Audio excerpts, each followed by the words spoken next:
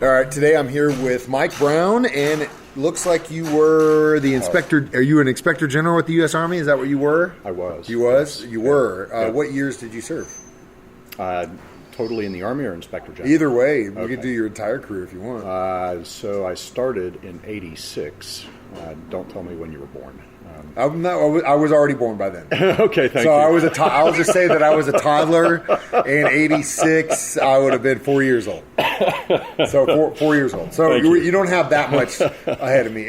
But I feel your pain because I gotta say I'm hiring kids that are like, I wasn't even born until after 2001, man. Right. It's like what? Anyway. Yeah, I'd been in the Army for like the last 10, almost 15 years, where I'd say this is when I came in, and all of them would say, I wasn't even born then. And then I got to the place where I was in the Army longer than they had been alive. So and you're like, okay. Yeah. So It's time. Yeah, well, I mean, did you sign up was it something you always wanted to do? Was it kind of like I need some money for school, I'm not doing anything else? Why did you do it? Actually, I did not grow up wealthy, or in fact, I'd say dirt poor is the way that we grew up. I moved around a lot. By the time I made it to high school, my senior year, that was my 13th school. And wow. Yeah, it was a lot. Yeah. California, Ohio, Missouri, Oklahoma, back to Missouri, and then in different cities in most of those states. So my dad would chase whatever job he could get. Yeah, an opportunity, and you guys had to follow. Yeah. Yep. So I knew that the Army was stable. Yeah. And I wasn't even thinking about college. I wanted to be a helicopter pilot. That's what I wanted to do. Okay. Never got to do it, but that's what I wanted to do. Eyes not good enough, or what? Was it your eyes? Yeah. That sucks. Whenever I went in, it's like 90% of the reason. Yeah. It's always eyes. It's like, man, and my best friend, he actually is a pilot, and he had LASIK, and the only reason he got it was because he got the knife procedure and not the laser, because I guess if you get the laser, you're out, right? Because of the halo effect and all the other stuff, which is true. I've had LASIK and I had the laser, and that stuff it's at night. It's there. It's real. Your eyes are very sensitive to light after that. Yep. They just because that's just part of the beast. But I can see a lot better, so it is what it is. Yeah. So what'd you end up doing? So I was an aviation mechanic for my first 8 years, and I went to Fort Hood, Texas, permanent party at active duty. And within the first 2 years, I did all the testing to become a pilot. And then they found out that my eyes were not perfect, and they said, we don't need pilots that bad right now, so thank you for your service, but we don't need you. So I came back here, and I ended up in the AVCRAD, the National Guard. Yeah. And did that until '94. And then that was actually when I graduated from college. I used my GI Bill to go to college here in Missouri State, Southwest Missouri State back then. And then I started teaching at Parkview High School. Okay. And I got out of the military completely for like 5 years. And my brother was going through OCS, and he's like, Mike, you got to get back in. You got to do this. You got to do this. You got to do this. And he wore me down. Actually, I just missed the guys. Yeah, the camaraderie. Yes. Yeah, you don't get that anywhere else in the civilian sector. And that's the thing that a lot of people don't realize, too. Like, if you play team sports as a kid, that's something that's very akin to what the military is going to be like. It's not the same at all. No. But that camaraderie and that teamwork building I think that a lot of people really want, you'd be hard pressed to find it in the private sector. Yeah, well, when you live through the suck, yeah, for sure. The other guy or gal is helping you through that suck. That means something. Yeah, and that forms a bond that you just can't get rid of. Yeah. So I got back in, and that was in '99. Was when I got back in. I had to lose weight. I had to get back in shape. Yeah. I was in a bad way in just 5 years. Yeah. And then I went to OCS, got my commission in 2000, and then, of course, 2001. Yeah. I was actually, there's an old country song, I don't remember who sang it. It was, are you in front of a class, or are you teaching a class and watch the towers fall, or something like that, right? And I literally was teaching a class, and all my other teachers, after I'd gotten back in, they're like, oh, we're going to get attacked now that you're in. I'm like, stop it. I'm National Guard. That's not even going to happen anyway. Right? Guess what? Right. And so one of the other teachers, my mentee, came in, and she said, Mike, we're being attacked. I'm like, I'm teaching the class here. Get out of here. This is not appropriate. And so she walks over and she turns on the TV, and that was when the second aircraft hit the tower, the second tower. Yeah. So we did nothing that day. It was shock and awe on our part.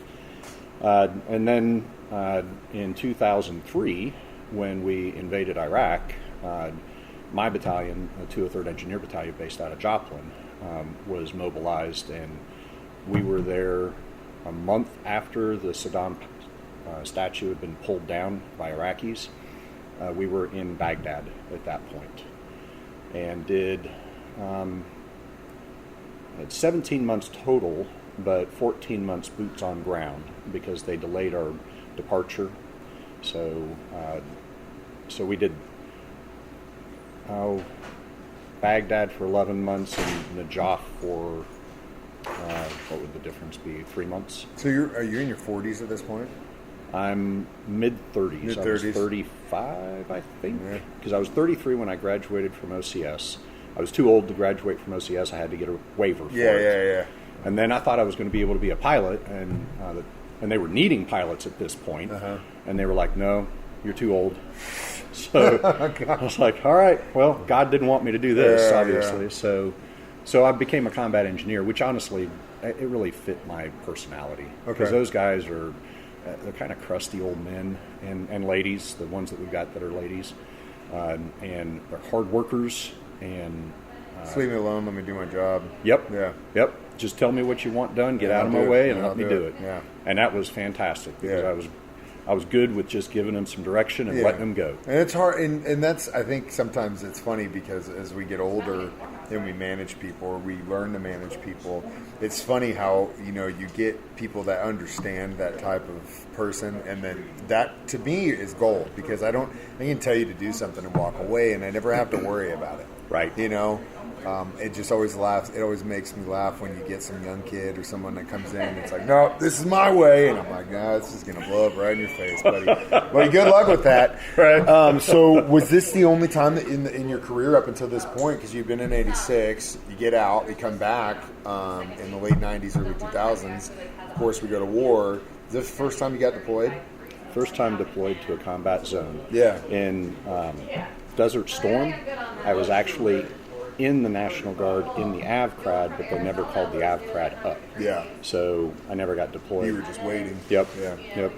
Interesting. So I'd been done ATs and had gone different places and active, but nothing like that. Man, incredible.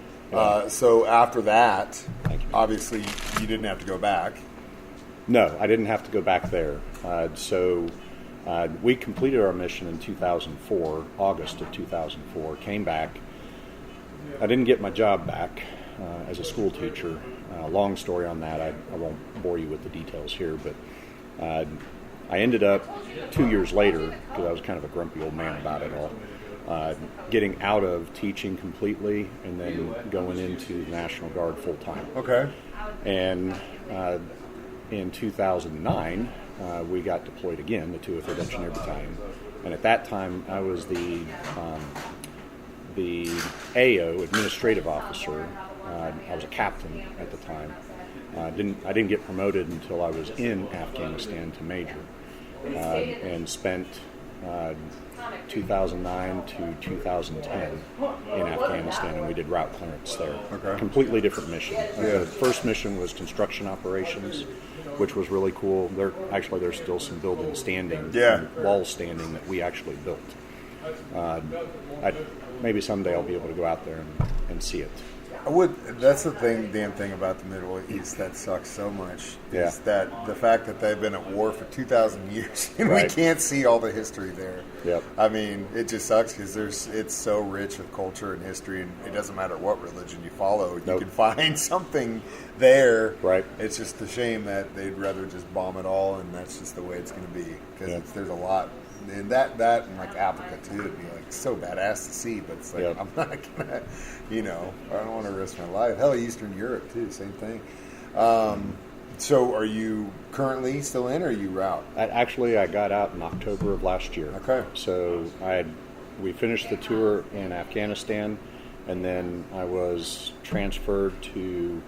actually transferred to Fort Leavenworth to go through Command and General Staff College, and then transferred to Fort Leonard Wood, and I was the S1 at the 35th Engineer Brigade, and then I transferred over to the S3, Assistant S3 in the 35th Engineer Brigade, and then I became an IG up at state headquarters, and then I got transferred back down to the 35th Engineer Brigade as the AO, and I was there for 2 years, and then transferred back up to state headquarters and was the Deputy J1 for the state. Man, that's how you finished? That's how I finished. Wow. Kind of. I mean, that position was what I left the Guard in, but in March of last year, in 2023, is that right?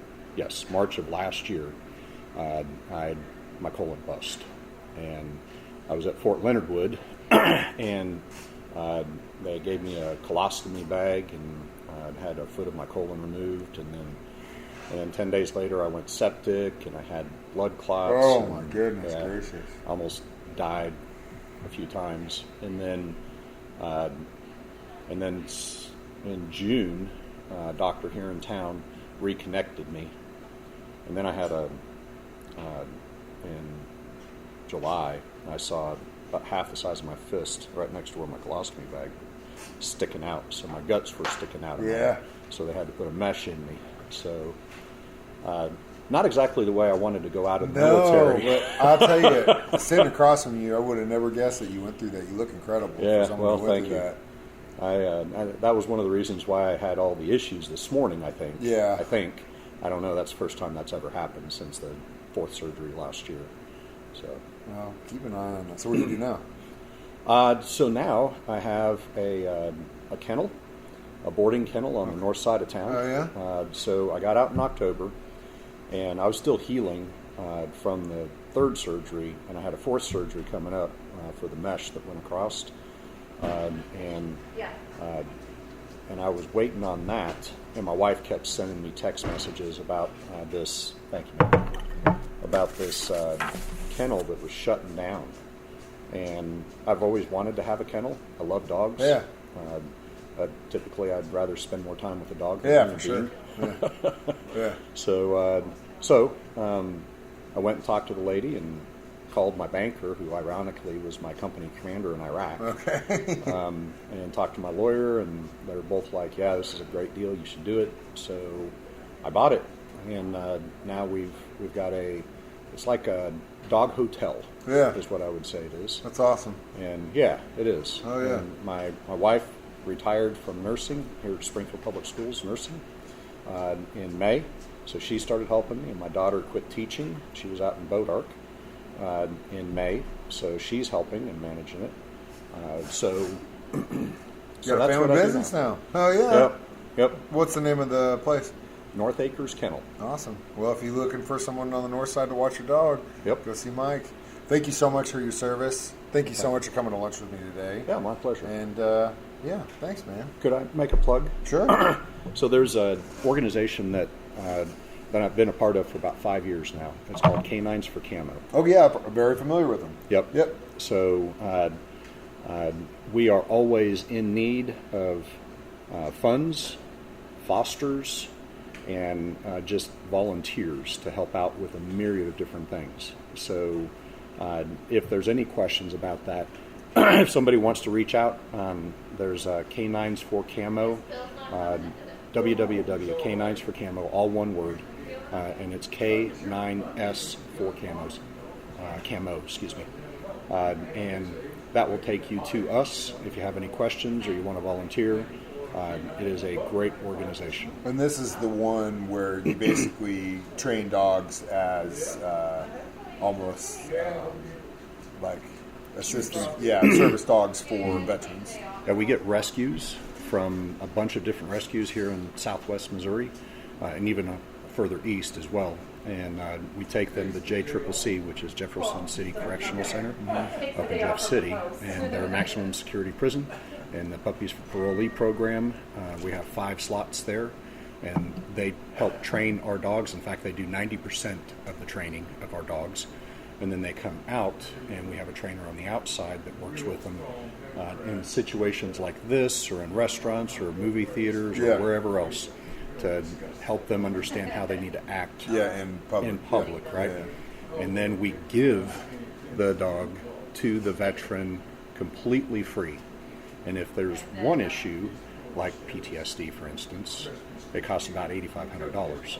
But if there are multiple issues, there's more money that piles on top of that, depending on how fast the dog learns the environment. So that's a big issue, because there's a lot of veterans that don't have the money to be able to purchase a service and dog. then don't have the support system they need. Yep. And that starts with what you guys do and what we're doing here. So Canines for Camo, check it out. Mike, thank you so much for your service and continued service outside of the military, sir.